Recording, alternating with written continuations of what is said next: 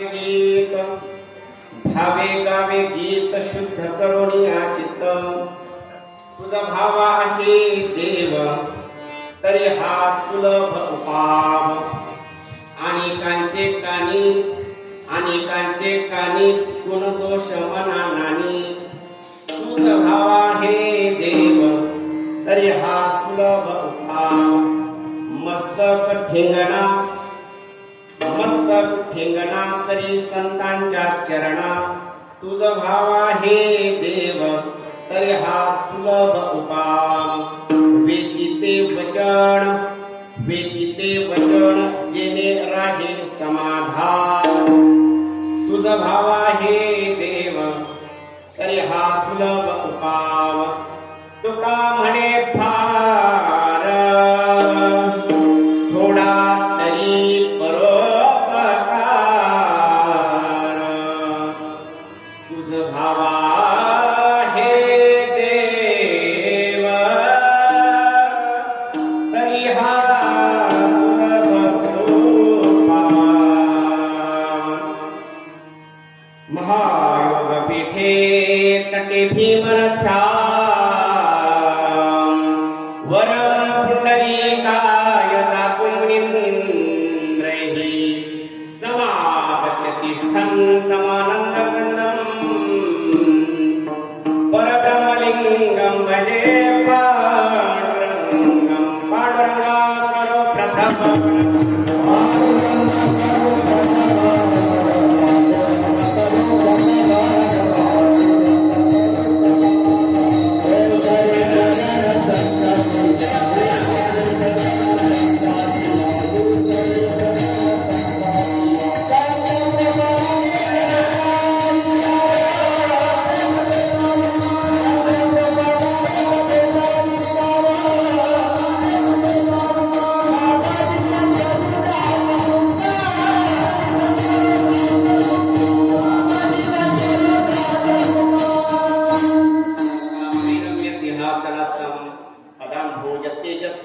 प्रदेशं विधिन्द्रादिदेवैः सदा स्तूयमानं समाधिस्मृतिं भजेत्यादेवं नमो सद्गुरु तुकया ज्ञानदीपा नमो सद्गुरु सच्चिदानंद रूपा नमो सद्गुरु भक्त कल्याणमूर्ती नमो सद्गुरु भास्करा पूर्णकीर्ती दयांची केल्या स्मरण होय सकळ विद्याचे अधिकरण ते जीवन दुसरी चरण श्री गुरूंचे ते नमस्कार आता शरण शरण जी हनुमंता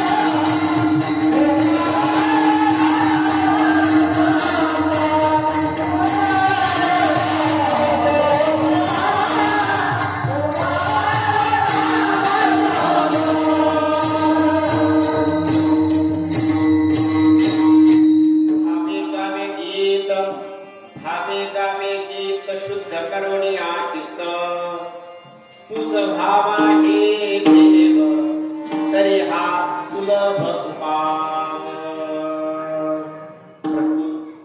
प्राप्त स्थळी प्राप्त वेळी संकीर्तन रूपी सेवे करता गायलेला अभंग अखिल कोट ब्रह्मांड नायक षड्गुण ऐश्वर्य संपन्न रुक्मिणी प्राण संजीवन जगदाधार श्री पंढरीश परमात्म्याचे एक नित्य भक्त भगवान पंढरीनाथ परमात्म्याचे लढीवाळ भक्त की ज्यांनी जगताचा संसार नीटनेटका व्हावा याकरता स्वतःच्या संसाराची राखणांगोळी केली अशा जगतगुरु जगत वंदनीय श्री तुकोबारायांचा 6 चरणाचा आणि भगवान परमात्म्याच्या प्राप्तीची अत्यंत सोपी साधनं, सोपे उपाय सांगणारा महत्वाचा आणि गोड चिंतनीय असा अंग आजच्या या सेवेकरता घेतलेला आहे.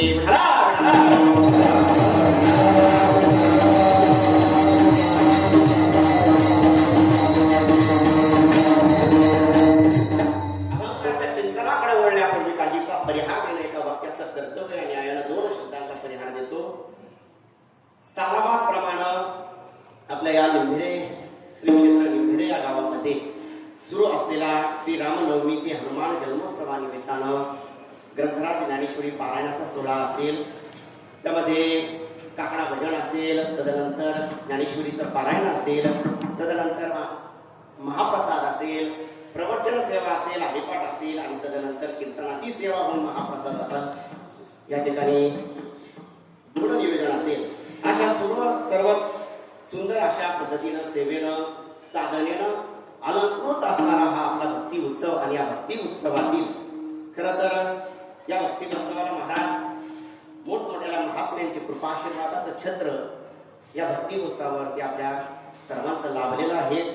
वैकुंठवासी हरिभक्तीपरायण आपल्या सर्वांचं श्रद्धास्थान असणारे प्रभाकरजी अण्णा कांबळे ताराबादकर, त्याचबरोबर वैकुंठवासी हरिभक्तीपरायण परदेशी गुरुजी गडाचे असणारे, ज्यांची श्रद्धा आपली सर्वांची श्रद्धा ज्यांच्यावरती आहे, त्याचबरोबर ज्यांचे सदैव आशीर्वाद आपल्या भागाला, राहुरी तालुक्याला, अहिल्यानगर जिल्ह्याला असतात, कृष्ण कृपांकित गुरुवर्य डॉक्टर विकासानंदजी महाराज मिसाळ यांच्या आशीर्वादानं, त्याचबरोबर हरिभक्तीपरायण आमचे गुरुबंधू प्रेममूर्ती गुरुवर्य बाळकृष्ण महाराज कांबळे असतील, त्याचबरोबर हरिभक्तीपरायण भागवताचार्य प्रेममूर्ती असणारे आमचे ज्येष्ठ गुरुबंधू मनोहरजी महाराज सिनारे असतील, त्याचबरोबर आमचे तिसरे असणारे ज्येष्ठ गुरुबंधू प्रेममूर्ती हरिभक्तीपरायण सुनीलजी महाराज सोनवणे असतील, यांच्या सर्वांच्या कुशल मार्गदर्शनानं नेतृत्वानं सुरू असलेला हा अखंड हरिनाम सप्ताह भक्ती उत्सव. आणि या भक्ती उत्सवामध्ये पारायणाचं नेतृत्व ज्यांच्याकडे आहे हरिभक्तीपरायण आमचे गुरुबंधू दत्तात्रय महाराज गिरी यांची सेवा या ठिकाणी होत आहे. आणि या भक्ती उत्सवातील चतुर्थ दिवसाची कीर्तनरूपी सेवा आज समस्त ग्रामस्थ श्री क्षेत्र निंबेरकरांच्या माध्यमातून या ठिकाणी माझ्या वाट्याला प्राप्त झालेली आहे. सर्वांचा प्रेम, सर्वांची कृपा या ठिकाणी त्या निमित्तानं मला प्राप्त होते आहे. आज या निमित्तानं खरं तर 1.5-2 महिन्यापूर्वी आमचे ज्येष्ठ असणारे बंधू गायनाचार्य असणारे आमचे हरिभक्तीपरायण संदेशजी महाराज सिनारे आणि प्रेममूर्ती गुरुबंधू असणारे भागवताचार्य, की ज्यांनी आपल्या वाणीनं, आपल्या गायनानं संपूर्ण जिल्हा महाराष्ट्र पादाक्रांत केला, आमचे गुरुबंधू असणारे मनोहरजी महाराज सिनारे यांच्या माध्यमातून खऱ्या अर्थानं या सेवेचं निमंत्रण आलं होतं. आणि त्या निमंत्रणाला न्याय देण्याकरता आज या ठिकाणी सर्वांच्या ठिकाणी समन्वय येणं झालं. आपल्या सर्वांचं पावन पवित्र दर्शन या ठिकाणी मला घडतंय. हा माझ्या जीवनातला परम भाग्याचा क्षण आहे.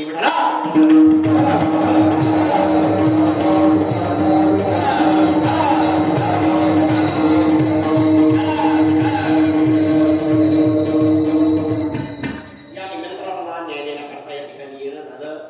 पावन असणाऱ्या भगवान प्रभू रामचंद्रांचं दर्शन, रामभक्त असणाऱ्या मारुतीरायांचं चरण पांडुरंगाचं दर्शन या ठिकाणी आज या भक्ती उत्सवाचा काही आदर्श मला पाहायला मिळाले.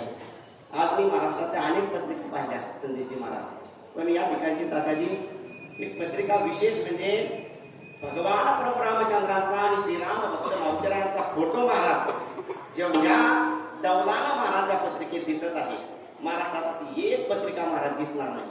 महाराज आमच्या या सेवक दास मंडळी आहोत, प्रभू रामचंद्रांची असो, रामभक्त मारुतीरायांची असो, आणि आमची छोट्या जी लायकी महाराज त्या ठिकाणी आम्ही आम्हाला ठेवण्यात गेले. परंतु खऱ्या अर्थानं महाराज प्रभू रामचंद्रांचा प्रतिमा आणि मारुतीरायांची प्रतिमा अगदी डामडौल पद्धतीने महाराज या ठिकाणी फडकते आहे. हा एक आदर्श आज छत्रपतींचं पूजन सुद्धा या ठिकाणी एक आदर्श, त्यांनी स्वराज्याची स्थापना करून महाराज एक आदर्श प्रस्थापित केला. त्या छत्रपती शिवरायांची प्रतिमा सुद्धा या ठिकाणी महाराज पुतळा आपल्याला पाहायला मिळतो. आणि अशा अनेक अंगांना आदर्शानं महाराज अलंकृत झालेला हा भक्ती उत्सव आणि या भक्ती उत्सवात सेवा करण्याचा योग महाराज माझ्या वाट्याला आला. ही महत् भाग्याचा क्षण माझ्या वाट्याला आहे. आज या ठिकाणी या भक्ती उत्सवातील या कीर्तन सेवेला अलंकृत करण्याकरता आमचे बंधू असणारे प्रेममूर्ती सोपानजी महाराज हरिभक्ती परायण सोपानजी महाराज दिवे यांची साथ आज या ठिकाणी लाभत आहे. त्याचबरोबर त्यांना असणारी साथ हरिभक्तीपरायण विठ्ठलजी महाराज नायकर गायनाचार्य असणारे त्यांचीही साथ आहे. त्याचबरोबर हरिभक्तीपरायण माऊली महाराज सिनारे असतील, गायनाचार्य ही सगळी मंडळी भजनी मंडळातील आहेत. हरिभक्तीपरायण अण्णा महाराज सांगळे पाटील ते सुद्धा आज आवर्जून या ठिकाणी गायनाची साथ करण्याकरता उपस्थित आहे. सर्वांचा परिचय नाही म्हणून मला थोडासा हार्मोनियम वादक असणारे आमच्या हरिभक्तीपरायण मोहन महाराज सिनारे, त्याचबरोबर प्रतिपादाची साथ करण्याकरता मृदंग अलंकार हरिभक्तीपरायण आमचे ज्येष्ठ गुरुबंधू भारतजी महाराज नरोडे ते सुद्धा आज आवर्जून या ठिकाणी उपस्थित आहेत. त्याचबरोबर त्यांचे असणारे शिष्य या ठिकाणी विद्यार्थीगण चिरंजीव असणारे शिनारे महाराज सुद्धा बाल मृदुंगाचार्य आहेत. त्यांची साथ या ठिकाणी आज मृदुंगाची लावत आहे. सुंदर अशा पद्धतीची गागरे पाटलांची साऊंड सिस्टीम आहे. सुंदर दादा सुद्धा ऑपरेटिंग करतोय. त्याला सुद्धा मी मनापासून आपल्या सर्वांच्या वतीनं धन्यवाद देतो. वेलेकरी असतील, सोबदार असतील, आमच्या तुळशी वृंदावन घेऊन असणाऱ्या माता भगिनी असतील आणि बाकीची सर्व आपल्या गावातील म्हणा पंचकृषीतून आलेली जी काही काळकरी मंडळी आहे, भाविक बसले आहेत. कारण महाराज आतापर्यंतच्या परंपरा महाराज आमच्या पिढ्यांपर्यंत आणून देण्याचं कार्य ज्यांच्या माध्यमातून ज्यांच्या सक्षम खांद्यावरती झालं, या पिढ्यांना महाराज खरं द्यावे तेवढे धन्यवाद थोडे. कारण या परंपरा जपण्याचं, या परंपरेचं निर्वहन करण्याचं काम गावोगावच्या भजनी मंडळांनी करत आले आणि त्यांची साथ आज या ठिकाणी लागते. पुरुष वर्ग असेल, माता भगिनी असेल, आपल्या सर्वांच्या चरणाला विधी महाराज नतमस्तक होतो. आज विशेषत्वानं माझ्या सोबत खरं तर आपलं विश्वमौली आध्यात्मिक गुरुकुल उमऱ्याला आहे. त्या गुरुकुलला महाराज विद्यार्थ्यांचं संगोपन त्या ठिकाणी होत असतं. वारकरी विद्यार्थी येणाऱ्या पिढ्यांना महाराज ज्या विद्यार्थ्यांची ज्या नवीन नूतन पिढ्यांची गरज आहे ते वारकरी घडवण्याचं कार्य त्या ठिकाणी होतं आणि त्या वारकरी घडवण्यात सिंहाचा वाटा ज्यांचा आहे आमचे हरिभक्तीपरायण पिंपरीचं आमचं भूषण आणि आमच्या गुरुकुलचा अविभाज्य घटक म्हणून याच निंभेरे गावचे महाराज एक नातेसंबंधानं असणारे आमचे अरुण तात्या लांबे पाटील ते सुद्धा माझ्या समवेत आलेले आहेत. त्यांनाही धन्यवाद देतो. आपल्या सर्वांच्या चरणाला विंदी नतमस्तक होतो आणि सेवेला प्रारंभ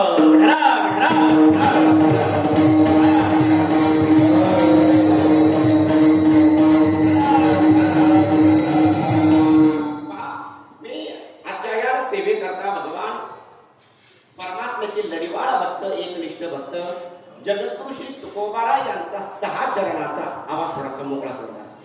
6 चरणाचा आणि भगवान परमात्म्याच्या प्राप्तीची साधनं सांगणारा, भगवान परमात्म्याच्या प्राप्तीची उपाय सांगणारा, अत्यंत सोपे उपाय सांगणारा, महत्वाचा परंतु 6 चरणाचा गोड असा चिंतनीय अभंग मी आजच्या या सेवेकरता घेतलेला आहे. पहा, तसे वैष्णवांचे विचार हे किचकट नसतातच महाराज. जे सगळ्यांना झेपेल, जे सगळ्यांना पटेल, जे सगळ्यांना रुचेल अशाच पद्धतीनं संत महात्मे आपले विचार महाराज जगासमोर काय करत असतात, मांडत असतात. महाराज या अभंगाच्या माध्यमातून जगद्गुरु तुकोबारायांनी सर्व जगासमोर महाराज भगवान परमात्म्याच्या प्राप्तीची अत्यंत सोपे उपाय, सोपी साधनं या अभंगाच्या माध्यमातून महाराज प्रतिपादित केलेली आहे.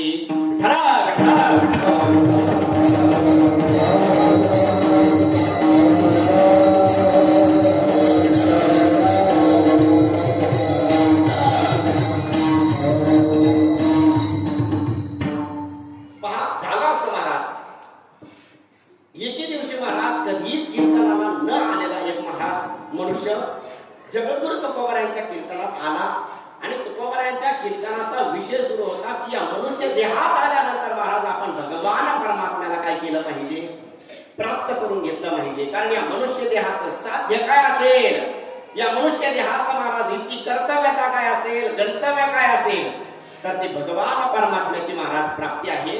आणि म्हणून महाराज तो परमात्मा महाराज आपलासा करून घेतला पाहिजे हा विषय तुकोबारायांच्या कीर्तनाचा सुरू होता. महाराज तुकोबाराय सांगत होते मनुष्य देहात आल्यानंतर काय केलं पाहिजे. तुकोबाराय प्रमाणांचा आधार घेऊन महाराज आपल्या चिंतनाकडे काय करत होते, वाटचाल करत होते.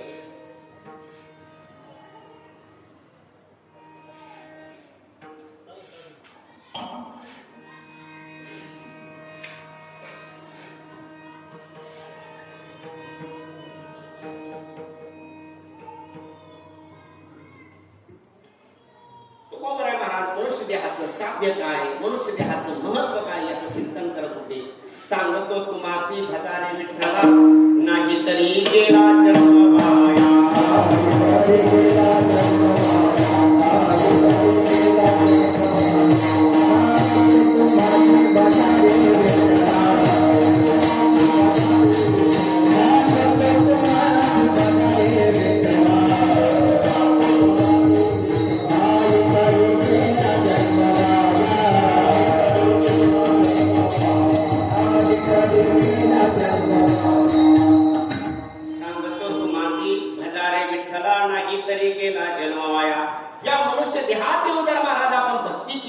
परमार्थ केला नाही, त्या परमात्म्याला प्राप्त करून घेण्याचा प्रयत्न केला नाही.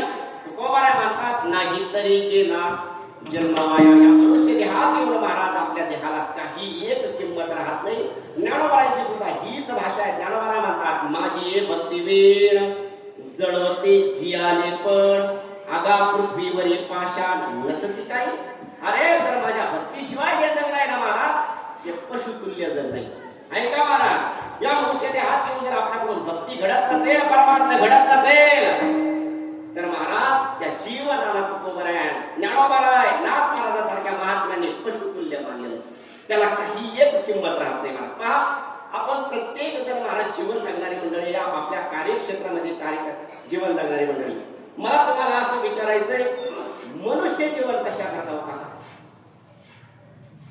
मनुष्य जीवन कशा करता? मी तुम्हाला अजून सोपं करून विचारतो बरं का.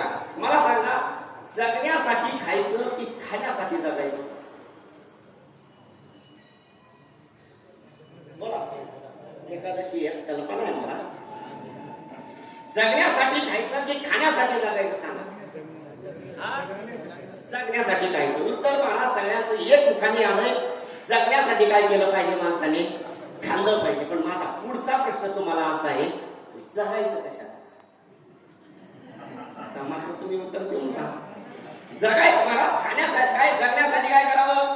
खावं महाराज. ऐका, आपण जगावं कशा करता महाराज? इथंच महाराज बरं नाही आपल्या जीवनाचं. ही रात्रंदिवस धावपळ चालू आहे महाराज. रात्रंदिवस पळापळ सुरू आहे, धडपड सुरू आहे, धावणं सुरू आहे, राबणं सुरू आहे, कष्ट करणं सुरू आहे. कशा करता महाराज? या प्रश्नाचं उत्तर कधीतरी आपल्या आत्मपरीक्षण करून पहा, मिळेल उत्तर. कशा करता सुरू आहे महाराज हे सगळं काही? ऐका, याचं एक मुखाने उत्तर महाराज असं येईल, ही सगळी धावपळ, ही सगळी पळापळ, हे सगळं राबणं, कष्ट करणं केवळ आणि केवळ सुख प्राप्त होण्याकरता. बरोबर? पहा महाराज, थोडा बारकाईने बोलतो. जगातला प्रत्येक जीव महाराज जी काही क्रिया करतो ती केवळ आणि केवळ सुखाकरता. तुम्हाला पटवून देतो महाराज, ऐका, जगातला प्रत्येक जीव प्रत्येक क्रिया जी करतो ना, ती केवळ आणि केवळ कशा करता करतो? सुखा करता करतो. मला तुम्हाला असं विचारायचंय, माझ्या समोर असणारी जी काही भाविक भक्त आहेत शेतकरी वर्गाची, बरोबर? तुम्ही शेती करता महाराज, कशा करता? व्यापाराची घरं भरण्याकरता. कशा करता? कशा करता महाराज? याचं एक वेळ उत्तर आहे, सुखा करता. शेतकरी शेती करतो महाराज, कशा करता? सुखा करता. एखादा नोकरदार वर्ग नोकरी करत असेल, कशा करता? गुलामी करण्याकरता नाही महाराज, सुखा करता. ऐका, एखादा उद्योजक असेल, व्यापारी असेल, उद्योग व्यवसाय करतो, कशा करता? सुखा करता. तुमच्यावर कशाला माझ्या मानतो? आम्ही भजन कीर्तन काय करतो ना महाराज, या दिंड्या असतील, ही सगळी सेवा असेल, ही कशा करता? सुखा करता. आणि अजून थोडं धाडसानं बोलतो, चोर चोरी जरी करतो तर ती सुखा करता. कशा करता करतो चोर चोरी? आपला आयोग घेतो तो भाग वेगळा, पण चोर चोरी जरी करतो ना महाराज, ती कशा करता करतो? सुखा करता. मला सांगायचं तुम्हाला, ही सगळी जगातल्या प्रत्येक क्रिया मला सुखा करता सुरू आहे. धावपळ, राबणं, कष्ट करणं सुखा करता सुरू आहे. मला तुम्हाला असं विचारायचं, मिळालं का सुख? सगळं काही करून महाराज हे सुख मिळालं का? सुखा करता धडपड सुरू आहे आपली, कष्ट करणं सुरू आहे, मिळालं का ते सुख? नाही बा महाराज, मिळणार केव्हा ते सुख? विचार करा जरा, आत्मपरीक्षण करा.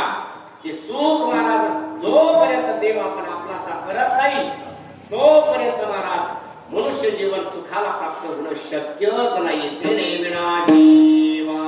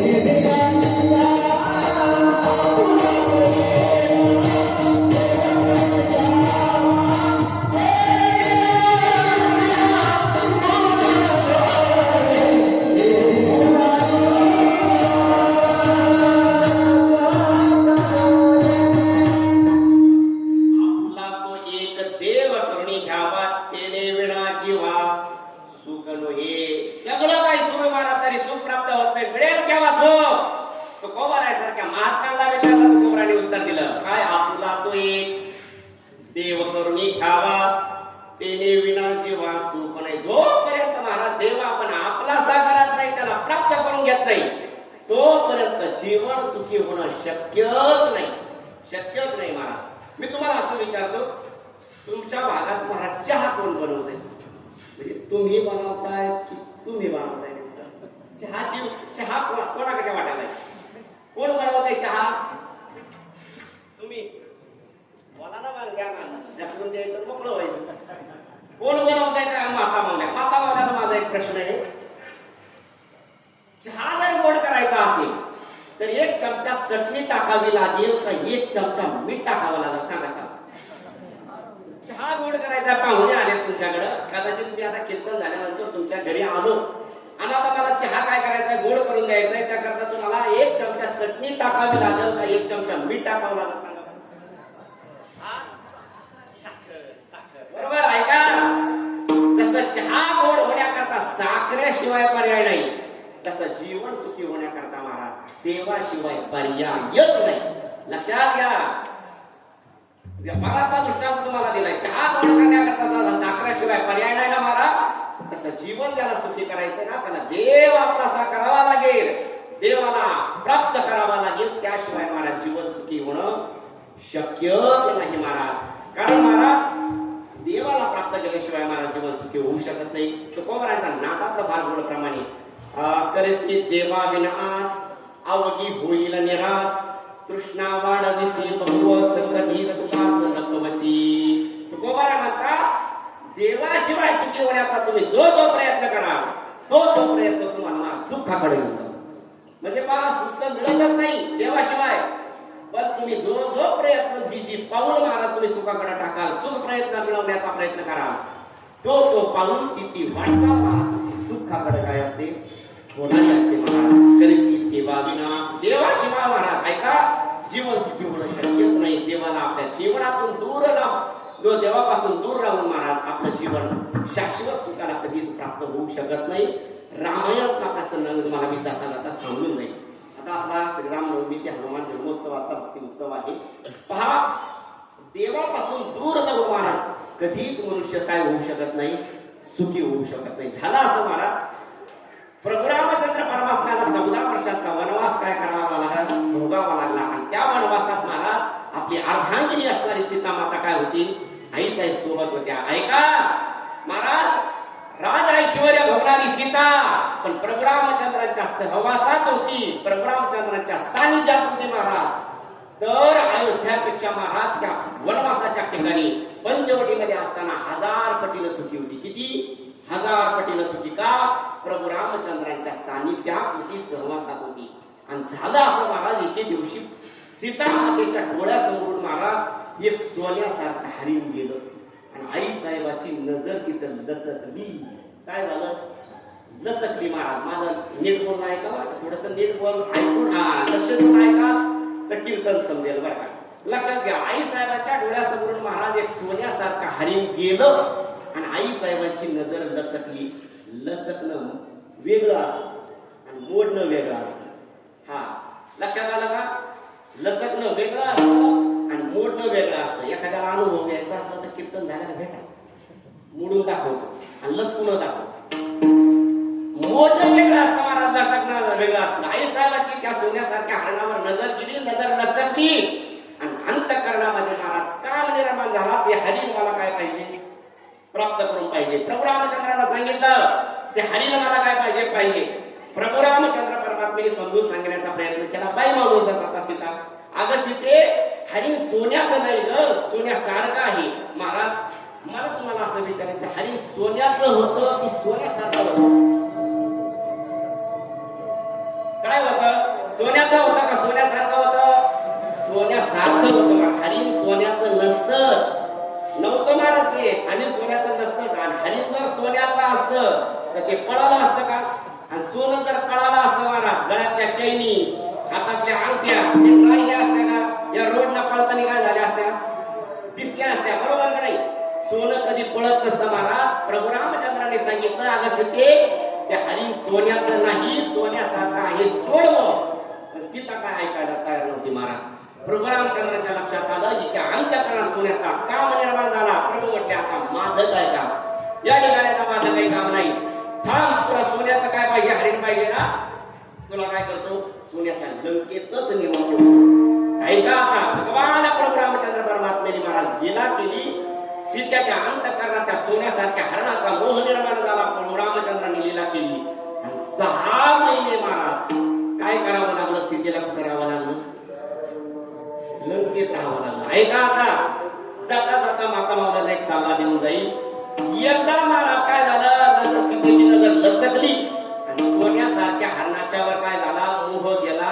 तर सीतेला कोणी उचलून गेलं, कोणी नेलं उचलून, कोणी, रावणाने. बरोबर, एकदा नजर महाराज सोन्यासारख्या हरणावर गेली तर रावणाने उचलून गेलं. 6 महिने महाराज लंकेत राहावं लागलं. मग तिचं लक्ष महाराज प्युअर 24 कॅरेट सोन्यावर आहे. तिचं लक्ष हे आणा, नवऱ्याला ते आणा, हे करायचंय, लठ्ठण करायचंय, मंगळसूत्र करायचं. मग हिला महाराज कोण कोण उचलून विचार करावा लागला. विचार करण्यासारखी गोष्ट आहे महाराज. प्रभू रामचंद्र परमात्मा सांगत होते त्या हरणाचा मोह सोड, ते तुला दुःख देईल. आणि मग परमात्म्याने लीला केली. 6 महिने महाराज काय झालं, लंकेत राहावं लागलं. आणि लंकेत राहून महाराज सीता आनंदी होती. बरोबर, लंकेत राहून महाराज सीता आनंद व्यक्त करत होती. बरोबर का, हे वाक्य बरोबर का चूक? चूक. महाराज त्या अशोक वाटिकेत बसून सीता माता शोक करू लागली, दुःख करू लागली, हळहळ करू लागली परमात्म्याच्या वियोगामध्ये. महाराज तीळ तीळ तिचा जीव काय होत होता, तुटत होता. आता ऐका महाराज, एकदा फक्त सोन्याच्या सारख्या हरणावर लक्ष गेलं. प्रभू रामचंद्राने आखी लंका महाराज सोन्याची देऊन टाकली. आणि त्या ठिकाणी काय करू लागली, दुःख व्यक्त करू लागली, हळहळ करू लागली. मला तुम्हाला विचारायचं असं, सीतेच्या वाट्याला एवढं दुःख आलं, एवढं पतन भोगावं लागलं, एवढा महाराज त्रास सहन करावा लागला वियोगाचा. कशामुळं देवापासून महाराज दूर गेली आणि दुःखाला प्राप्त व्हावं लागलं. विठ्ठल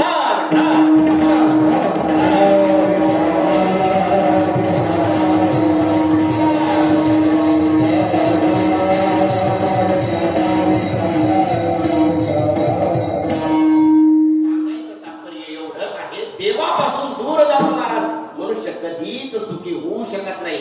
नाथ महाराज तुकोबाराय नाथाच्या अभंगात म्हणतात, करीसी देवा विनाश अवघी होईल निराश. देवापासून दूर जाऊन महाराज, देवापासून सुखी होण्यात लांब जाऊन, दूर जाऊन महाराज सुखी होण्याचा तुम्ही जो जो प्रयत्न कराल तो तुम्हाला दुःखाकडे घेऊन जाणार आहे. आणि तृष्णा वाढविसी भवस कधी सुखास न पवसी. आणि तृष्णेच्या मागे तुम्ही जेवढे जेवढे धावाल, प्रपंचाच्या मागे तुम्ही जेवढे जेवढे धावाल महाराज, तेवढा महाराज तुम्हाला दुःख काय दुःख महाराज भोगायला वाटायला येईल. हे अटळ सत्य आहे महाराज. ज्या वेळेला तुम्ही प्रपंचाच्या मागे धावाल, प्रपंचाचा आधार घेऊन सुख शोधण्याचा प्रयत्न करा, तेवढं महाराज दुःखी जीवनाकडे आपण काय करत असतो, वाटचाल करत असतो महाराज. ही तृष्णा फार वाईट आहे महाराज. संसारात ही तृष्णा इतकी वाईट आहे. ऐका, ही तृष्णा महाराज, तृष्णा म्हणजे काय, कितीही द्या महाराज एखाद्याला तरी मन काय होत नाही, तृप्त होत नाही, मन भरत नाही. याचं नाव काय, तृष्णा. आणि या तृष्णेचा आधार घेऊन महाराज, प्रपंचाचा आधार घेऊन तुम्ही महाराज सुख शोधण्याचा कितीही प्रयत्न करा, सुख प्राप्त होतच नाही. पण तृष्णा वाढविसी बहुवस, दुःखाकडे महाराज मनुष्य करत असतो, वाटचाल करत असतो. तृष्णा इतकी वाईट आहे महाराज. एक जुने लोक परंपरेनं दृष्टांत सांगतात, तृष्णा किती वाईट आहे. ऐका, झाला असं महाराज, एक भिकारी होता. तृष्णा किती वाईट आहे याच्याकरता सांगतो. या तृष्णेचा आधार घेऊन, प्रपंचाचा आधार घेऊन जर सुख शोधण्याचा प्रयत्न करा, जीवन कधी सुखी होऊ शकत नाही. एक भिकारी महाराज मंदिराच्या बाहेर भीक मागत होता. आणि दैवयोग महाराज इतकं वाईट, त्याला इतकं नीट जेवण सुद्धा मिळत नव्हतं. अंगावर बरके कपडे होते महाराज, बसायला नीट नाही, अंगावर परिधान करायला कपडे नीट नाही महाराज. आणि अशा अवस्थेत तो भीक मागायचा. महाराज दारिद्र्य फार वाईट असतं बरं, लक्षात घ्या. दारिद्र्यानं महाराज त्याच्या वाट्याला आलेलं. आणि एके दिवशी महाराज मंदिराबाहेर भीक मागत असताना एक सावकार दर्शनाकरता आला. आणि दर्शनाकरता आलेल्या सावकारानं महाराज त्या भिकारीची अवस्था पाहिली. मळक शरीर आहे, अंगात नीट खायला नाही, बसायला नीट होत असतं ते सुद्धा नीट नाही, पात्र मागायचं ते सुद्धा नीट नाही. आणि अशा अवस्था पाहिल्यानंतर त्या भिकाऱ्याकडे पाहून त्या सावकाराला महाराज दया आली. कदाचित तो सावकार निम्म्याचा असला पाहिजे.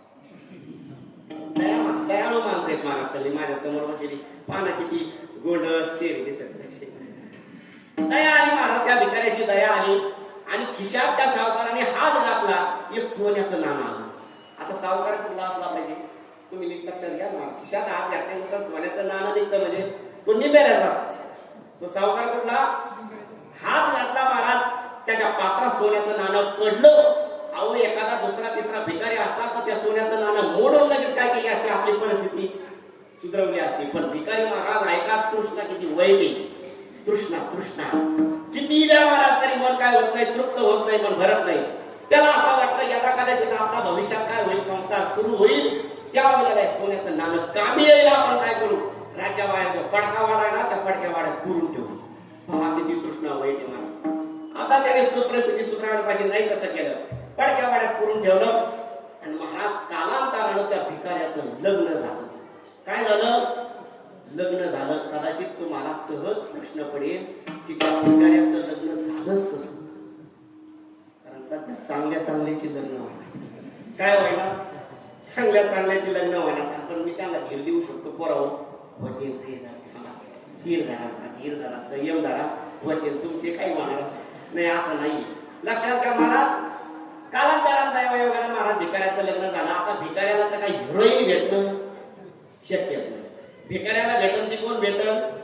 जसं शिक्षकाला भेटते ती कोण? शिक्षकाची बायको कोण असते महाराज? मास्तरची बायको कोण? मास्तरी. वकिलाची बायको कोण? वकिली. डॉक्टरची बायको कोण? नर्सळ्याची बायको कोण? तसं महाराज भिकाऱ्याची बायको कोण? कलेक्टरी. हिरोईन तर काय त्याला काय भेटू शकत नाही महाराज. त्या भिकाऱ्याला भिकारीन भेटली. प्रपंच सुरू झाला महाराज. भिकारी असल्या कारणानं लवकरच मुलं बाळ काय झाले आणि महाराज 4 मुलं झाल्यानंतर महाराज पुन्हा दारिद्र्य इतकं वाईट असतं. दारिद्र्यानं पुन्हा घाला लागला आणि एक वेळचं जेवण सुद्धा त्या लहानाल्या चिमुरड्या मुलांना काय होणार, जेवण त्याला मिळेना महाराज. दयनीय अवस्था. त्या बायकोच्या अंगावर परिधान करायला साडी नाही महाराज. इतकी दयनीय अवस्था. आणि बायकोला त्याला सांगून ठेवलं होतं, लग्न झाल्यानंतर मला असं तसा भिकारी समजू नको. माझ्याकडे एक सोन्याचं नाय आहे. कुठं आहे? पडक्या वाड्यात करून ठेवलं. स्टँडर्ड भिकारी मी. बायकोला महाराज ते ऐकून ठेवलेलं होतं. बायकोला राग आला. एक वेळचं जेवण भेटत नाही. पाणी पिऊन माझ्या लेकरा बाळांना काय करावं लागतोय, रात्र काढावी लागते. झोप येत नाही. ह्या उशीचं त्या उशीवर महाराज एक दिवस ती बायको तळतळली. राग आला. नवऱ्याला सांगितलं ते काय आपल्या मड्यावर घ्यायचं का? आणा सोनं, आपलं काय करा महाराज, प्रपंच नीट करा. आता महाराज बायकोला सांगावं आणि नवऱ्याला न ऐकावं असं आमच्या भागात तरी घडत नाही. इकडे घडतंय का? काय घडतंय काय? आहे का? दातात आहेत ते तुमच्या मुठीत आहेत काही? आहे का? हवाय काय? म्हातारीच्या नाही हातात मुठीत नसतं. आहे का? आहे का? महाराज बायकोला सांगावं, नवऱ्याला नाही ऐकावं. ऐका, बायकोला सांगितलं सोन्याचं नाणं आणा ना, आपला प्रपंच नीट करा, सुधारावा. मे महिन्यातलं रखरखत ऊन होतं संदेश. काय? मे महिन्यातलं रखरखत ऊन आणा. अशा अवस्थेत महाराज आता भिकारीच असल्या कारणानं पायात चप्पल नव्हती. ऊन मी म्हणत होता, जमीन तापलेली होती. अशा अवस्थेत त्या पडक्या वाड्याकडे सोन्याचं नाणं एक नाणं आणण्याकरता निघाला. दैव योग सांगला महाराज. ज्या रस्त्याने जात होता त्या रस्त्यावरती त्या राज्यातील राजाचा राजवाडा. काय होता? राजवाडा होता. आणि त्या राजवाड्यातला महाराज तो राजा दुपारचं जेवण करून शतपावली महाराज गॅलरीमध्ये करत असताना त्याने पाहिलं कोणीतरी अनवाणी पाहिजे येतोय. करतोय भिकारी कुठेतरी चाललेला दिसतोय. सेवकाला सांगितलं बोलवा त्याला. अरे भिकारी दिसतोय. हो राजेसाहेब भिकारी आहे. हा चालला कुठं? राजेसाहेब खरं सांगतो, खोटं सांगणार नाही. कारण राजा म्हणजे प्रजेचा कोण असतो? देव असतो. तुम्हाला खोटं सांगणार नाही. ऐका, ज्या ज्या माणसानं आपल्या जीवनात सत्यता नीतिमत्ता जपली ना महाराज, ती माणसं उंचीवर गेल्याशिवाय राहिली नाही. हा अनुभव घेऊन पहा महाराज. ज्या ज्या व्यक्तीने आपल्या जीवनात सत्य या वचनाला, सत्य या तत्वाला, नीतिमत्ता या तत्वाला प्राधान्य दिलं, ती माणसं काय झाली? उंचीवर गेली. महाराज राजा भिकारी होता पण मनानं ऐका. लक्षात घ्या, खरेपणा त्यानं जपला आणि राजाला खरं सांगितलं, राजेसाहेब तुमच्यापासून लपवणार नाही, खरं सांगतो. मला काही वर्षांपूर्वी एका सावकारानं सोन्याचं नाणं दिलं होतं, ते खर्चू नये म्हणून मी पडक्या राजाबाहेरून पडक्या वाड्यात करून ठेवलं होतं. ते आणण्याकरता चाललो आणि एका नाण्याकरता ऊन मी म्हणतोय. राजेसाहेब पर्याय नाही. अरे पायात चप्पल नाही. राजेसाहेब पर्याय नाही. थांब, तू एका नाण्याकरता चला, जाऊ नको. प्रधानजी 1000 सोन्याच्या नाणं काय कराय मोहरायला आणून. किती आणून दिल्या? मावशीने टाळ्या वाजवल्या. बरं वाटलं मला. हा भारतीय हृदय असं एखाद्याच्या गरीबाच्या विषयी अंतकरणात केव्हा द्रवीभूत होईल, अंतकरणात केव्हा पाना फुटेल ना हे सांगू शकत नाही. ह्या कसं उदाहरण त्या भावना असतात ना. विठ्ठला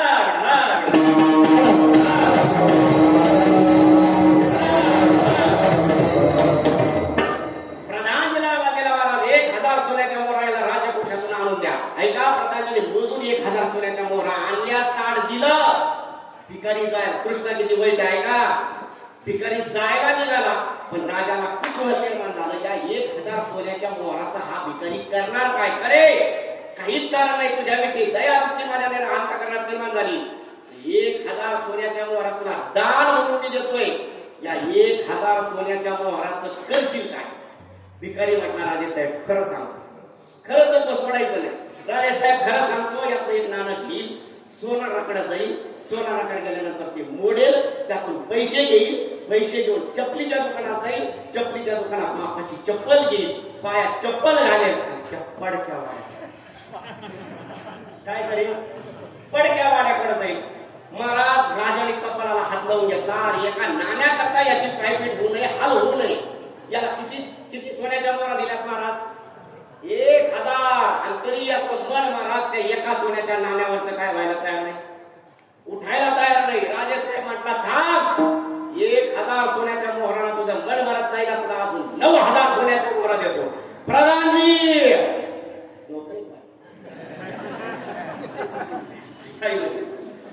प्रधानजी अजून 9000 सोन्याच्या मोहरा. किती? आधी किती दिल्या? 1000. नंतर किती महाराज? अशा 10000 सोन्याच्या मोहराचं ताट महाराज भिकाऱ्याला दिलं. मी विचार करतोय, असा राजा आपल्याला भेटला पाहिजे. काही कारण नाही ना महाराज. दयावृत्ती निर्माण झाली. 10000 सोन्याच्या मोहराचं ताट दिलं, जायला निघाला. पुन्हा कौतुकाला विचारले, अरे भिकारी, तुला 10000 सोन्याच्या नाणं मी दान म्हणून दिलंय, सांग बरं या 10000 सोन्याच्या मोहराचं करशील काय? तो भिकारी म्हणला, राजेसाहेब खरं सांगतो, यातलं एक सोन्याचं नाणं घेईल, सोनाराकडे जाईल, मोडेल, पैसे घेईल, चप्पल ही विकत घेईल आणि एक रिक्षा भाड्यावर करेल. त्या पडक्या काय होईल? रिक्षा भाड्याला करून पुढे काय होईल महाराज? पडक्या भाड्या. आता मात्र महाराज त्या राजाला वाटलं होतं तोड जोडायचं मशीन घ्यावं, पण त्यावेळेला तंत्रज्ञान एवढं काय पुढे विकसित झालेलं नव्हतं. मशिनी महाराज तोड जोडायच्या नव्हत्या. महाराज राजा सुद्धा जिद्दी होता. अरे 10000 सोन्याच्या मोहरा फक्त एका नाण्याकरता याची पायपीट होऊ नये म्हणून मी दिल्या. 10000 सोन्याच्या नाणं देऊन सुद्धा याचं मन तृप्त होत नाही. थांब, राजा जिद्दीला भेटला. राजाने सांगितलं, तुला मी माझं अर्ध राज्य बक्षीस देतो. काय देतो? अर्ध राज्य बक्षीस देतो. अर्ध राज्य. ऐका, राज्याचा नकाशा आणला, दंड असतो महाराज, तो उलगडावला आणि त्या भिकाऱ्याला सांगितलं, तुझा मन 10000 सोन्याच्या मोहरा देऊन तृप्त होत नाही ना, थांब, तुला मी माझं अर्ध राज्य बक्षीस देणार आहे. तुला राज्याचा हा भाग पाहिजे का हा भाग पाहिजे? तो भिकारी म्हटला, राजेसाहेब तो पडकावाडा ज्या भागात आहे तो भाग मला काय करायचा? राज्याचा घेऊन टाक. आता महाराज एखादा जर राजाच्या जागी मी किंवा दुसरा असताना तिने त्या महाला उडी घेऊन काय केला असता? जीव दिला असता. लक्षात घ्या, मला सांगायचं काय एवढं, ज्ञानोबराची भाषा पहा याच्यावर. ज्ञानोबरा म्हणतात, कृष्णा एकदा जर अंतःकरणात पेटली ना, ही कृष्णा किती वाईट आहे का? कृष्णा वाढी निलिया, मेरू पर्वत ही हाता आलिया. अरे एखादा सोन्याचा मेरू पर्वत जरी समोर आणून टाकला आणि कृष्णा जर खवळलेली असली ना महाराज, तरी त्याला तोळाभर ग्रामभर काय व्हावं वाटतं? मिळवावं वाटतं. कृष्णा इतकी वाईट. आणि या कृष्णेचा आधार घेऊन, या प्रपंचाचा आधार घेऊन मला सुखी होण्याचा प्रयत्न करा. सुखी जीवन काय होऊ शकत नाही, होऊ शकत नाही. आणि हे महाराज कधीच कीर्तनाला न आल्याने त्या मनुष्यानं तुकोबारायांचं ऐकलं, हा उपदेश तुकोबारायांचा ऐकला, त्याच्या अंतःकरणात इच्छा निर्माण झाली. अरे तुकोबाराय म्हणतात ते अगदी सत्य आहे. तृष्णेच्या पाठीमागे जाऊन प्रपंचाचा आधार घेऊन आपण कधीच सुखी होऊ शकत नाही. तुकोबाराय, माझं आतापर्यंतचं आयुष्य वाया गेलं. काय 50-60चा व्यक्ती असेल, माझा आतापर्यंतचं आयुष्य संसाराच्या पाठीमागे धावून काय झालं? वाया गेलं. पण राहिलेल्या आयुष्यात मला काय झालं पाहिजे? सुख प्राप्त झालं पाहिजे, देव प्राप्त झाला पाहिजे, देव प्राप्त झाला पाहिजे. महाराज त्या कीर्तनात आलेल्या, कधीच न आलेल्या कीर्तनात आलेल्या माणसाला तुकोबाराच्या माध्यमातून सगळं काही कळालं. तसं तर कीर्तनानं महाराज सगळंच कळतं बरं का. ऐका, कीर्तनात आल्यानंतर, प्रवचनात आल्यानंतर देव तर कळतो, पण संत ही कळतात. ऐका, आपलं कोण तेही कळतं, आणि आपलं कोण नाही, आपलं कोण परक कोण तेही कळतं, शाश्वत काय तेही कळतं. आणि कीर्तनात आल्यानंतर, प्रवचनात आल्यानंतर नश्वर काय नाशवंत काय तेही कळतं. भगवान परमात्म्याच्या प्राप्तीची साधन ही कळतात, आणि भगवान परमात्म्याच्या प्राप्तीचा आनंदही कळतो. सगळं कळून घेण्याचं ठिकाण जर काय असेल तर हे कीर्तन, प्रवचन, सत्संग, हे सगळं महाराज गाथात वाचल्यानं, ज्ञानेश्वरी वाचल्यानं या सगळ्या गोष्टीची काय होते, उकर होते. कधीच कीर्तनाला न आल्या त्या साधकाला तुकोबाराचा उपदेश महाराज फळाला आला, त्याच्या अंतःकरणात इच्छा निर्माण झाली. अहो तुकोबाराय, आतापर्यंतच आयुष्य प्रपंचाच्या मागे धुवून काढलं, पण सुखाला प्राप्त झालं नाही. पण राहिलेल्या आयुष्यात मला देव भेटला पाहिजे, मला खरं सुख प्राप्त झालं पाहिजे, ही माझी तळमळ आहे. तुकोबाराने त्याची तळमळ ओळखली, त्याचा अधिकार ओळखला. त्याला अवघड असलेलं ज्ञान नाही सांगितलं, त्याला अवघड असलेला योग नाही सांगितला, त्याला अवघड असलेली उपासना ही नाही सांगितली. त्याला सांगितली की सोपी असणारी भक्ती.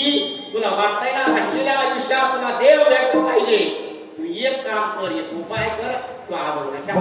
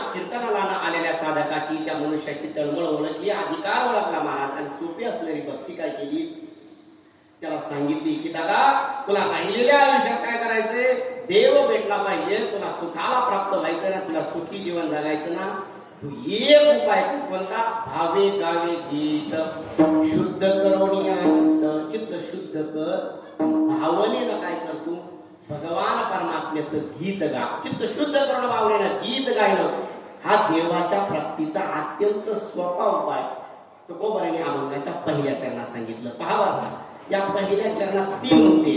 ऐका ऐका एका मुद्द्याचा विचार करतो, सेवेकडे संपन्नतेकडे नेतो. पहा, पहिल्या चरणात 3 मुद्दे. एक म्हणजे पहिली गोष्ट म्हणजे गायचं, गीत गायचं.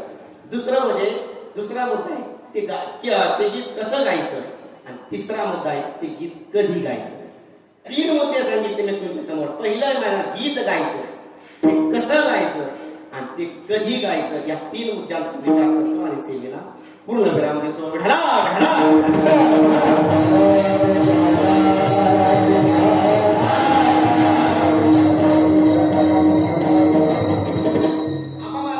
गीतच का गायचं? पहिला मुद्दा महाराज मी काय म्हणला होता, गीत गायचं. आता गीतच का गायचं महाराज? साधा व्यवहार तुम्हाला सांगतो. एखाद्या व्यक्तीला व्यवहारात महाराज पाहतो मी, एखाद्या व्यक्तीला मला तुम्हाला असं विचारायचं, एखाद्या व्यक्तीला जर आपलंसं करायचं असेल, त्याच्या अंतःकरणात त्याच्या हृदयात जर आपल्याला जागा मिळवायची असेल तर काय केलं पाहिजे? काय केलं पाहिजे? घर चौकात वाजवलं पाहिजे. काय केलं पाहिजे? एखाद्याला महाराज व्यवहारात आपलंसं करायचंय, त्याला आपलं करून घ्यायचं, त्याच्या अंतःकरणात आपली जागा निर्माण करायची. काय केलं पाहिजे? साधा व्यवहार आहे महाराज. ज्याचा का उत्तर देऊ ऐका. त्या व्यक्तीला आवडेल तसं वागलं की तो व्यक्ती काय होतो? आपोआप काय होत असतो? आपला होऊन जातो. समजा उदाहरण देतो महाराज. एखाद्या नोकराला वाटत असेल, सेवकाला वाटत असेल, मालकानं आपल्यावर काय करावं? प्रेम करावं महाराज. त्याला कसं वागलं पाहिजे?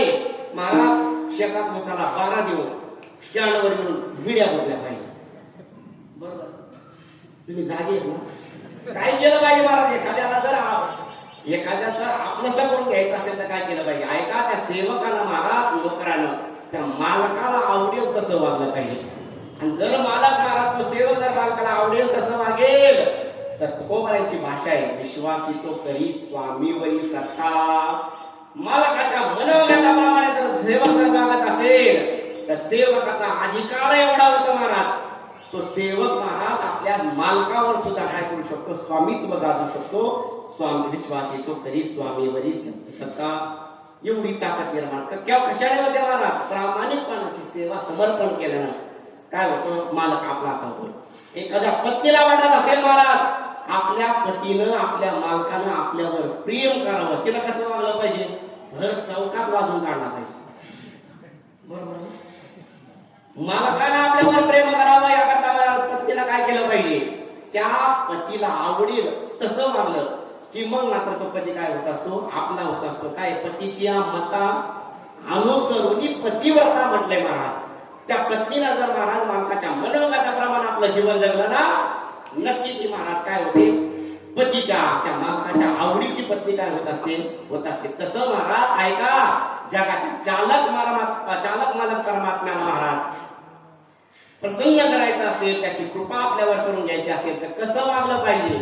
देवाला आवडेल तसं वागलं पाहिजे. काय केलं पाहिजे? देवाला आवडेल तसं वागलं पाहिजे. चला महाराज आपल्या देवाला काय काय आवडतं त्याचा विचार करतो. आपल्या देवाला काय आवडतं? पहा, पूज्य डोंगरीजी महाराजांच्या भागवतात मी असं ऐकलं होतं, द्वारका में जो ठाकुर जी है ना वो श्रृंगार प्रिय है, अपने वृंदावन में जो ठाकुर जी है ना वो उत्सव प्रिय है, जगन्नाथपुरी में जो ठाकुर जी है ना वो भोग प्रिय है, लेकिन अपने पंढरी में जो ठाकुर जी है ना वो भजन प्रिय है. काय महाराज? आपल्या पांडुरंग परमात्म्याला भजन आवडतं. काय आवडतं? भजन आवडतं महाराज. भजन आवडतं. ऐका.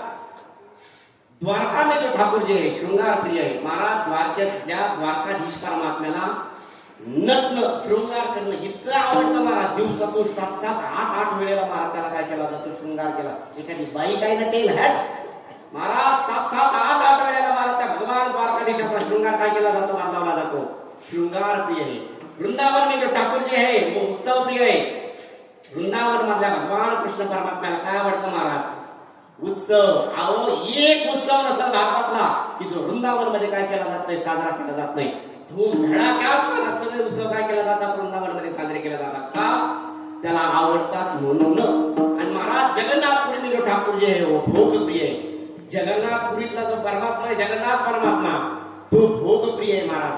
त्याला भोग इतके आवडतात त्याचं स्वयंपाक घर 200 एकर. किती? तुमचं गावामध्ये 200 एकर आहे. त्याचा स्वयंपाक घर महाराज जगन्नाथ भगवान परमात्म्याचं स्वयंपाक घर 200 एकरात आहे. तिथं महाराज जवळपास मुख्य आचार्य 300 म्हणतात आणि बाकीच्या तिथं सोयच नाही. जगन्नाथपुरी में जो ठाकुर जी भोग प्रिय, त्याला भोग इतका आवडतो. लेकिन ऐका, आपले पंढरी में जो ठाकुर जी है ना वो भजन प्रिय है. आपल्या देवाला महाराज भजन इतकं आवडतं त्याची सोयच नाही. आवडे देवासी तो ऐका प्रकार आवडे देवासी तो ऐका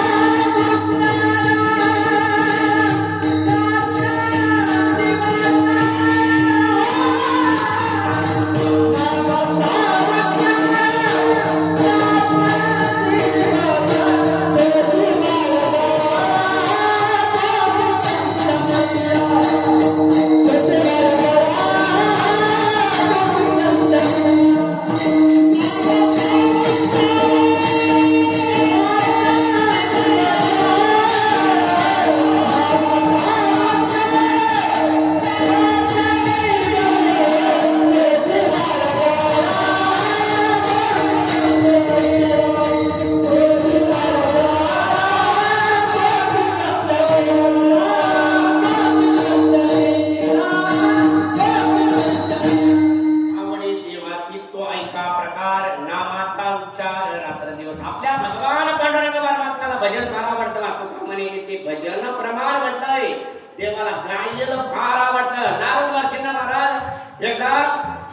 देवाला विचारणार महर्षींनी, देवा तुमचे भक्त ज्या वेळेला तुमचं गायन करतात, तुम्हाला आळवतात, त्यावेळेला तुम्ही कुठे असता? देवाला सांगितलं, माझे भक्त गाती जेथे नारदा मी वाद येते. ऐका, आपल्या वारकरी संप्रदायातल्या सर्व वाक्याची महाराज ही भावना आहे. ज्या वेळेला कीर्तन असेल, भजन असेल, प्रवचन सत्संग असेल, तो परमात्मा याच धर्ममंडपात काय असतो महाराज? उपस्थित असतो, बसलेला नाही. नारदा मी उभा येते, त्या ठिकाणी आपला कृष्ण भगवान पांडुरंग परमात्मा उभा असतो. म्हणून मला असं वाटतं, कीर्तनात, प्रवचनात, भजनात बसताना मर्यादानं बसावं. तो परमात्मा या ठिकाणी आहे ही भावना घेऊन बसावं. विठ्ठला विठ्ठला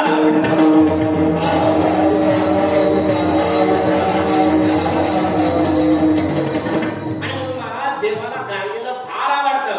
ज्या वेळेला गोपिकांमधून परमात्मा अंतर्धान पावला रासलीलाच्या वेळेला, रासक्रीडेच्या वेळेला, त्या वेळेला त्या गोपिका त्या कृष्ण परमात्म्याला अख्ख्या वनात शोधू लागल्या, तो परमात्मा भेटला नाही. प्रपंचात शोधू लागला, तो परमात्मा भेटला नाही. कर्मात शोधू लागला, तो परमात्मा भेटला नाही.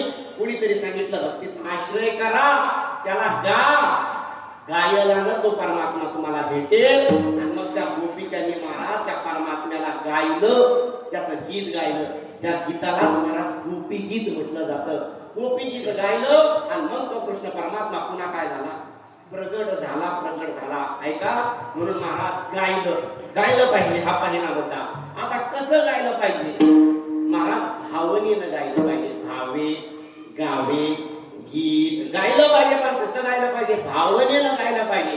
कारण भावनेश तुका म्हणे येते भावची कारण काय द्यावे ना, काय देवा कारणे भाव तस्मात म्हटलंय महाराज. भगवान परमात्म्याला प्रसन्न करण्याकरता दुसरं तिसरं काही लागत नाही, त्याला भाव पाहिजे. काय पाहिजे?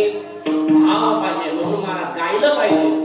ते कसं गायलं पाहिजे? भावनेनं गायलं पाहिजे. ऐका, प्रसिद्ध उदाहरण महाराज. एके दिवशी महाराज भावनेनं गाणं किती महत्वाचं आहे. एके दिवस महाराज मीराबाई आपल्या महालामध्ये भगवान परमात्म्याला काय करत होती? आळवत होती, गात होती महाराज. मस्त तंबुरा लावलेला होता महाराज, काळी दोनच्या स्वराला, आणि गोड अशा पद्धतीचा राग आळवून महाराज ती परमात्म्याला काय करत होती? परमात्म्याचं भजन करत होती. आणि त्या ठिकाणी महाराज राजमहालाच्या बाहेरून, इकडे लक्ष द्या, राजमहालाच्या बाहेरून महाराज तानसेनजी हे प्रसिद्ध गायक आहे महाराज, बरोबर ना? त्यांच्यापासूनच आपलं गायन सुरू झालेलं आहे. आणि तानसेनजी त्या महाराज महालाच्या बाहेरून जात असताना त्यांनी पाहिलं, ऐकलं की कुणीतरी गोड अशा पद्धतीला भगवान परमात्म्याला आळवतय, गातय. आपण गेलं पाहिजे. महाराज गायक असो, वादक असो, त्याला जर त्याच्या आवडीचं काही मिळालं ना, मग त्याचं काय होतंय? मन काय थांबा घेत नाही महाराज. ऐका, आणि तानसेनजीनं ते गायन ऐकलं, गोड वाटलं महाराज, मनाला गेले. अर्धा तास पाऊण तास महाराज त्या ठिकाणी बसले आणि मीराबाईचं गाणं ऐकलं. आणि मीराबाई महाराज थोड्या वेळाने अर्धा पाऊण तासानंतर गायनातून बाहेर आल्या. आता पाहिलं तर तानसेनजी काय झालेले समोर येऊन बसले. विचारलं, तानाजी कब आए? मीराबाई, आप जब भैरवी गा रही थी ना, तब मैं क्या हुआ, इधर आ गया. भैरवी गाते समय मैं आ गया. मीराबाई, आपके गायन में कितनी मिठास है. हाँ कन्ना जी, आपकी कृपा है, भगवान की कृपा है. लेकिन आप भी महाराज, मैं आपको थोडी एक सलाह दूंगा. मीराबाईला काय सांगितलं तानाजीला, तानसेनजीने, तुम्ही गाता फार छान, पण मेरी आपको एक सलाह है. आप गाती तो बहुत अच्छी हो, लेकिन जरा राग से गाती छे. काय करा, थोडं रागानं गात. तुमच्या गायनात गोड आहे, पण रागात तुम्ही काय करत नाही, गात नाही. महाराज मीराबाईने स्मित हास्य केलं आणि महाराज तानसेनजीला तानाजीला साहेब म्हटल्या. मीराबाई म्हटल्या, तानाजी, आप भी वो आपके बारे में भी मैंने बहुत सुना है. आप जब मेघ मल्हार गाते हो तो धूप में भी क्या होती है, बरसात होती है. आप जब पट्टदीप गाते हो तो दिन में भी क्या होते हैं, दिए जलते हैं. आप जब मेघ दरबारे गाते हो तो धूप में भी क्या मिलती है, छाव मिलती है. इतने आपके गायन में क्या है, ताकत है. आप भी बहुत अच्छे गाते हो, लेकिन मेरी भी आपसे एक सलाह है. मीराबाई बोलिए ना, क्या है. तानाजी, आप गाते तो बहुत अच्छे, लेकिन जरा भाव से गाते चलो. काय करो, क्या करो, भाव से. भावे गावे गीत, भावनेनं गाणं. कारण ऐका, तुम्ही जर व्यवस्थेला जपणार तर राग, स्वर, ताल वगैरे हे सगळं पाहावं लागतं. पण तुम्ही अवस्थेला धरून जर त्या परमात्म्याला गात असाल ना, राग, ताल, स्वर हे पाहण्याची गरजच नाही. त्यासाठी महाराज भावना महत्वाची. भावे गावे गीत. आणि ती कसं कधी गावं, शुद्ध करून या चित्त शुद्ध करून गायला पाहिजे. कारण चित्त शुद्ध नसेल आणि आपण गात असू महाराज, ते भलं देवा करता असू, पण जर आपलं अंतःकरण चित्त महाराज शुद्ध नसेल तर ते गायन महाराज परमात्म्याच्या पर्यंत काय होत नाही, पोहोचत नाही. शुद्ध करून काय केलं पाहिजे, गायला पाहिजे. प्रसिद्ध उदाहरण आहे महाराज, हेच तानसेनजी. या तानसेनजींचे गुरु महाराज हरिदास शास्त्री होते आणि ते राहायला वृंदावन मध्ये होते. झाला प्रकार असा महाराज, चित्त शुद्ध करून गाणं फार महत्वाचं आहे. सगळ्यांना महाराज, या साधनानिष्ठ माणसांना विनंती करेल, इथून पुढचं आपलं गायन असो, पखवाज असो, आपलं काय साधना असेल, ती शुद्ध चित्तानं जर आपण कराल तर तिचं तुम्हाला काहीतरी फळ मिळेल. नाहीतर महाराज त्याचा काही एक उपयोग होणार नाही. झालं असं, तानसेनजींचे गुरु महाराज हरिदास शास्त्री वृंदावन मध्ये महाराज राहत होते. त्यांचा अधिकार एवढा होता सोपांजी महाराज, त्यांनी जर महाराज केदार गायला ना, देव थै थै नव्हतं, एवढा अधिकार त्या हरिदास शास्त्रींचा. आणि महाराज एके दिवशी ते आपल्या महालात बसलेले असताना महाराज तानसेनजी त्यांना भेटायला, गुरुंना भेटायला म्हणून गेले. अरे त्यांना कब आए? गुरुजी अभी आया. आज कैसा चल रहा है? गुरुजी बहुत अच्छा चल रहा है, ठीक चल रहा है, जरा गाके बताओ. कोणी सांगितलं महाराज? आपल्या गुरुनी शिष्याला सांगितलं, हरिदास शास्त्रींनी महाराज तानसेनजीला सांगितलं, जरा गाके बताओ. हा गुरुजी, मी तुमच्याकडून शिकलो, तुमच्या समोर गायचं नाही, शक्य होणार नाही. अरे गा, मी सांगतोय ना तुला गुरुजी, गा, थोडा गाके बताओ. महाराज तानसेनजीने तंबुरा लावला, अर्धा पाऊण तास असा गोड राग आळवला. मग एखादी ठुमरी गायली असेल, एखादा ख्याल गायला असेल, धमाल गायला असेल, अर्धा पाऊण तास महाराज राग आळवला.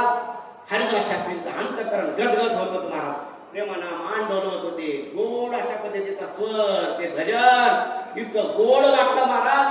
आणि भजन संपल्यानंतर महाराज हरिदास शास्त्री खुश झाले, टाळी वाजवली आणि विद्यार्थ्याला, दुसऱ्या विद्यार्थ्याला सांगितलं, जवळच्या असणाऱ्या सेवा करणाऱ्या की काय कर, बक्षीस घेऊन ये. आणि एका ताटामध्ये ताडभर सोन्याच्या मोहरा आणि त्याच्यावर झाकण टाकून महाराज ते बक्षीस काय दिलं, भेटवस्तू काय दिली, तानसेनजीला देऊन टाकून. तानसेनजीने महाराज पाहिलं तर त्याच्यामध्ये काय होतं, ते कापड जे होतं ना, का झाकलेलं ते पापड, ते ताट होतं, त्या ताडभर काय होत्या, सोन्याच्या मोहरा होत्या. आणि वर महाराज एक फुटकी कवडी होती. काय होती? फुटकी कवडी होती महाराज. लक्ष देऊन ऐका, फुटकी कवडी होती. तानसेनजीला महाराज लक्षात येईना, कारण मोठ्याच्या छोट्या छोट्या वागण्यात सुद्धा विशाल अर्थ काय झालेला असतो, दडलेला असतो.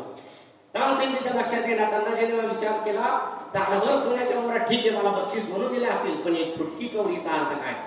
गुरुंना विचारला, गुरुजी या ताडभर सोन्याच्या मोहरा मला तुम्ही बक्षीस म्हणून दिला, ठीक आहे, कळालं, पण त्यावर एक फुटकी कवडी महाराज झाकून दिली, याचा अर्थ काय? हरिदास शास्त्रीने दिलेलं उत्तर अतिशय मार्मिक आणि गोड आहे. हरदास शास्त्रीने सांगितलं, तू बेटा गातो फार छान, त्याचं बक्षीस म्हणून तुला या ताडभर सोन्याच्या मोहरा, पण तू देवा करता न गाता एका तुच्छ बादशाह करता गातो ना, त्याचं बक्षीस म्हणून ही फुटकी कवडी. लक्षात घ्या, काय त्याचं बक्षीस म्हणून फुटकी कवडी. ज्या तू एका तुच्छ बादशाह करता गातो ना, त्यात तुझं चित्त शुद्ध नाही. ज्या वेळेला तू चित्त शुद्ध करून गाशील, त्यावेळेला तुझं गाणं मला बादशाह करता होणारच नाही.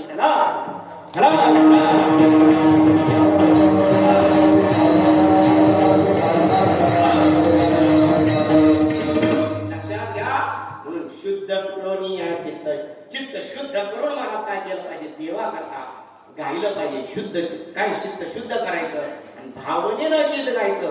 हे सगळं कशा करता, अभंगाच्या दुसऱ्या कारणात. तुझं भावा आहे देवा, तुझं भावा आहे देवा,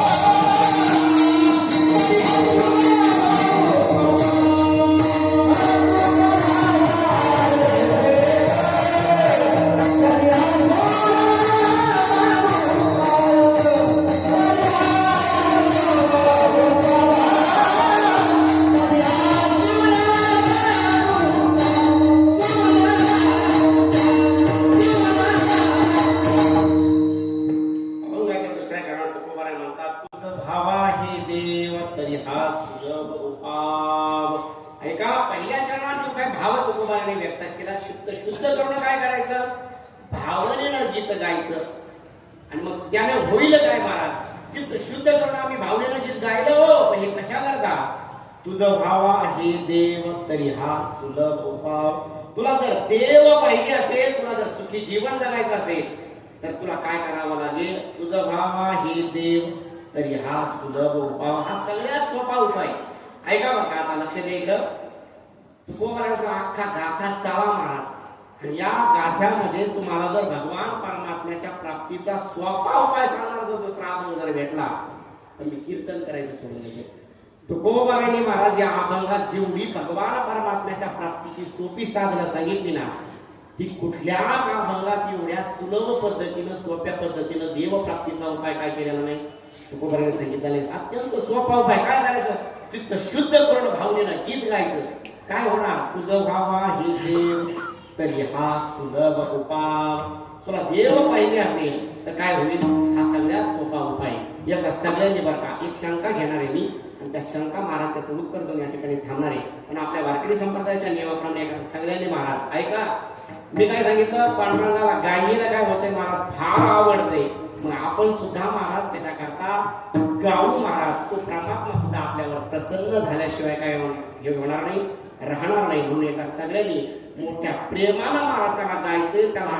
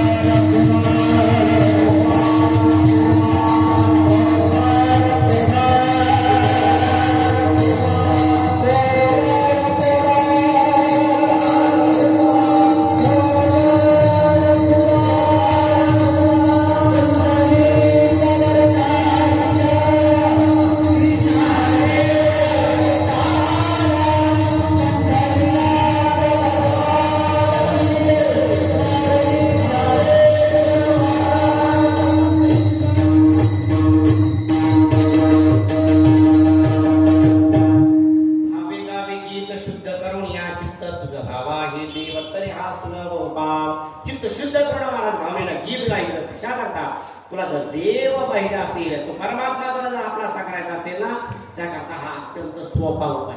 आता थोडस 5 मिनिटं फक्त माझ्याकडे लक्ष द्या.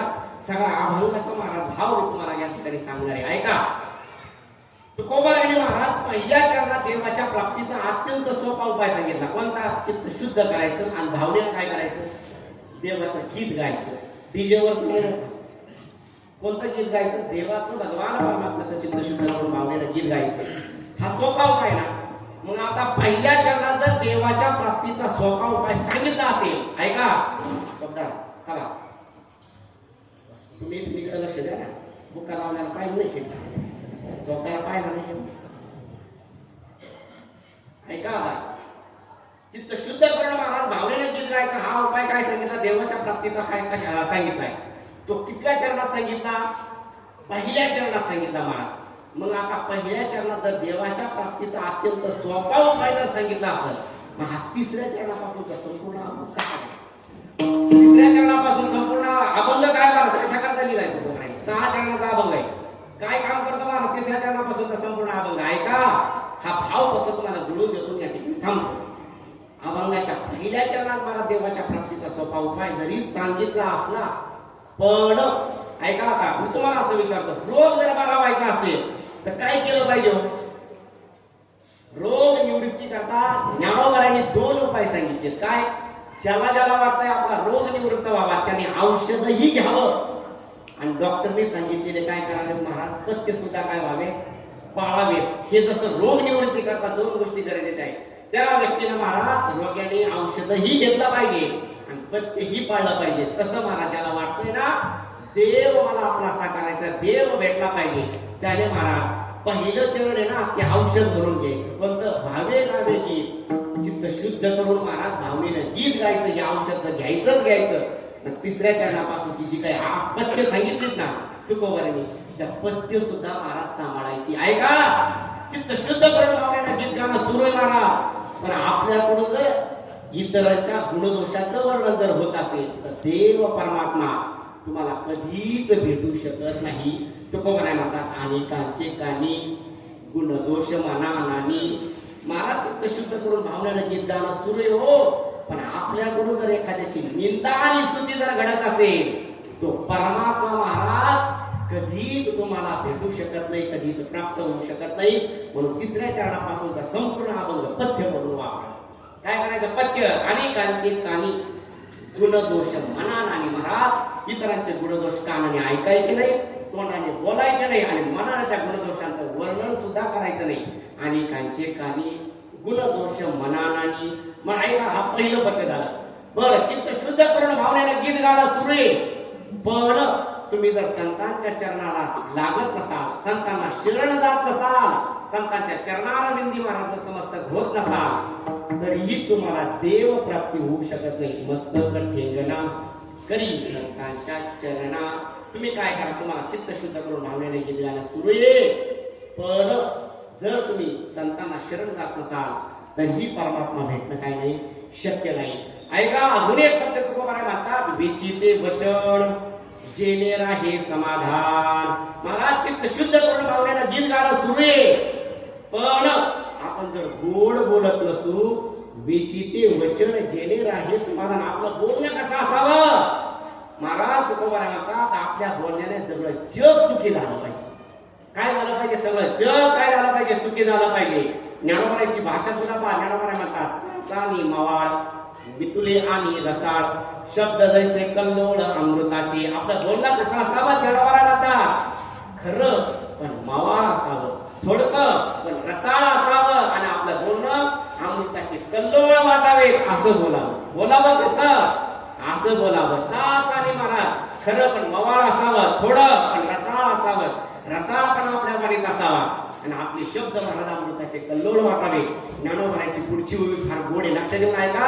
ज्ञानोबाराय म्हणतात, बोलावं कसं, पुढा स्नेह पाझरे, मागा चालती अक्षरे, शब्द पाठी अवसरे कृपाती. अहो, बोलताना कसं बोलावं, ज्ञानोबारायचं साहित्य काय महाराजची गोवळ टाकावा असं साहित्य. ज्ञानोबाराय म्हणतात, कसं बोलावं. ज्ञानोबाराय म्हणतात, बोलताना अगोदर प्रेम पाजरलं पाहिजे आणि मग शब्द मागून आले पाहिजे. ऐका, भाषा पहा. प्रेम आहे ना, आपली जी कृपा, प्रेम आहे ना आपल्या अंतःकरणात, त्या अगोदर समोर दिसलं पाहिजे बोलताना, आणि मग शब्दाची गरज पडली पाहिजे. असं बोलावं. पुढा स्नेह पाजरे, मागा चालती अक्षरे, शब्द पाठी अवसरे कृपाती. अशा पद्धतीने बोललं पाहिजे. तर महाराज, तर चित्त शुद्ध करून भावनेनं गीत गाण्याचा काय होईल, फायदा होईल. आपल्या बोलण्याने जग सुखी झालं पाहिजे. मला सांगा, मला तुम्हाला असं विचारायचं, तुमच्या इथं पिंजऱ्यात पोपटाला ठेवतात का गाढवाला ठेवतात? आवाज मोठा झाला बोला. तुमच्या इकडे महाराज पिंजऱ्यात गाढवाला ठेवतात का पोपटाला ठेवतात? का बरं? जास्त कामाचं कोणी, गाढव की पोपट? बरं, हा गाढव. आणि पिंजऱ्यात ठेवतात कोणाला? का बरं असं? पोपट फक्त मिठू मिठू महाराज काय करतो, गोड बोलतो तर त्याला पिंजरा प्राप्त होतो. आणि गाढव आता कसं ओरडत जाते की इथं सांगू, तुम्ही मला गाढव समजलं. लक्षात घ्या, त्याच्यावर महाराज गोझे वाहिले जातात. कशामुळं? फक्त गोड बोलतो म्हणून महाराज पोपट कशात आहे, पिंजऱ्यात आहे. लक्षात घ्या, आपलं बोलणं सुद्धा गोड असावं. तिच्या बोलण्यानं सगळं जग सुखी झालं पाहिजे, सगळं जग सुखी झालं पाहिजे. पण महाराज, कडू बोलण्याच्या बाबतीत ह्या बायाचा तर नाद करायचा नाही बाबा, हातच धरायचा नाही. पण मला इतक्या कडू बोलात्या, एखाद्याचं महाराज हृदय कापून निघल एवढं कडू बोलत्या. झालं असं महाराज, आता विषय आला म्हणून सांगतो, या बाया नाद करायचं नाही महाराज कडू बोलण्याच्या बाबतीत. एखाद्याचं हृदय कसं चिरून काढतील रे बाबा. झालं असं महाराज, एक सासू महाराज जेवायला बसली. मला असं वाटतं ही असली पाहिजे, बघू मला राग आणि बघू राहील पाय भारी मला जेवायला होते काय माहित नाही. एक सासू महाराज जेवायला बसली आणि तिच्या भाजीला सुनाकडून मीठ कमी पडलं महाराज. आता तिने सुनाला काय म्हणायला पाहिजे होतं, सुनबाई भाजीला मीठ कमी, थोडंसं आणलं. तिथं महाराज तिचा नातू काय करत होता, शेजारी अभ्यास करत होता. ती नातवाला म्हटली, बाळू काय करतो रे? ती म्हटली, महाराज. तो बाळू म्हटला, आजी काय नाही, मी अभ्यास करतो. बरं, अभ्यास करून काय करायचं? काय नाही आजी, मी 12वी पास होईल. बरं, 12वी पास करून काय होईल? काय नाही आजी, मी डिग्री मिळवेल. अरे डिग्री मिळवून काय होईल? काय नाही आजी, मी या डिग्रीच्या बळावर एक चांगली नोकरी मिळवेल. अरे नोकरी मिळवून काय होईल? बाळू म्हटला, आजी नोकरी मिळवून मी पैसा कमवेल. बरं बरं बरोबर. ती आजी म्हटली, मला चांगला अभ्यास कर, हा 12वी पास हो, डिग्री मिळव, त्याच्या बळावर काय कर, नोकरीला लाग, चांगला पैसा कमाव, आणि पहिला पगार आला शेजारच्या दुकानात जा, 1 किलो मीठ घे आणि तुझ्या मड्यावर घाल. आता मला सांगा, असं बोलण्याला पुढे जग सुखी होईल का? विचिते वचन चेले राही समाधान. महाराज, आपलं बोलणं कसं असावं, आपल्या बोलण्याला जग सुखी झालं. बरं, काय बयाच बोलायला असं काही नाही. इकडं यांच्याकडे पण महाराज नाही यांच्या दरम्यान. एक वृत्तपत्राचा संपादक होता महाराज. ते फार विचित्र असतात त्या वृत्तपत्रकाचा संपादक होता महाराज. त्याने आपल्या पेपरच्या हेडलाईनला लिहिलं महाराज, टिंब टिंब या ग्रामपंचायतीचं नाव लिहिलं. टिंब टिंब बरं का, नाव ग्रामपंचायतीचं नाव घेतलं नाही बरं मी पुढं. टिंब टिंब या ग्रामपंचायतीचे अर्धे सदस्य मूर्ख आहेत. काय हेडलाईन लिहिली महाराज, टिंब टिंब या ग्रामपंचायतीचं नाव टाकलं. टिंब टिंब या ग्रामपंचायतीचे अर्धे सदस्य काय येतं, मूर्ख आहेत.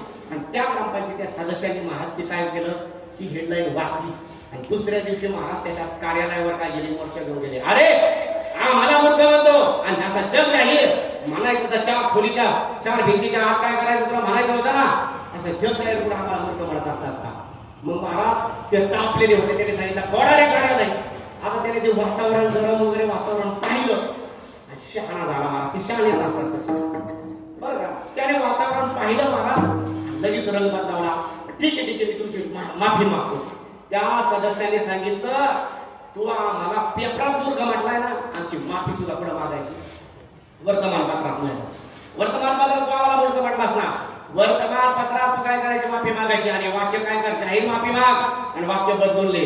त्याने सांगितलं ठीक आहे, वातावरण पाहिलं, होकार दिला. दुसऱ्या दिवशी महाराज त्यांनी परत महाराज वृत्तपत्राच्या त्या वर्तमानपत्राच्या हेडलाईनला लिहिलं, काल बोलल्याबद्दल जाहीर माफी आणि वाक्य बदलून लिहिलं. काल काय होतं, टिंब टिंब या ग्रामपंचायतीचे अर्धे सदस्य मूर्ख आहेत. वाक्य महाराज बदलून लिहिलं, काल लिहिल्याबद्दल जाहीर माफी आणि टिंब टिंब या ग्रामपंचायतीचे अर्धे सदस्य शहाणे आहेत. काय लिहिलं, अरे काल काय लिहिलं, अर्धे सदस्य मूर्ख आहेत. आणि आज काय लिहिलं, आता अर्धे सदस्य मूर्ख म्हटलं काय आणि अर्धे सदस्य शहाणे म्हटलं काय. वाद थांबेल का, हा नाही थांबत महाराज. बोलावं कसं, बेचिते वचन चेले राहते समाधान. आपल्या बोलण्याला जग सुखी झालं पाहिजे. बोलो ऐसा बोले चेले बोले विठ्ठल डोले. महाराज असं बोलावं आपल्या बोलण्याला महाराज. जगाचा चालक महाराज परमात्मा काय झाला पाहिजे, अरे बोलला पाहिजे असं बोलावं. ऐका म्हणून ऐका, चित्त शुद्ध करून भावनेनं गीत गाणं सुरू आहे. पण आपण जर महाराज गोड बोलत नसू तर परमात्मा भेटणार नाही. आणि अजून एक पत्ते सांगितलं अभंगाच्या शेवटच्या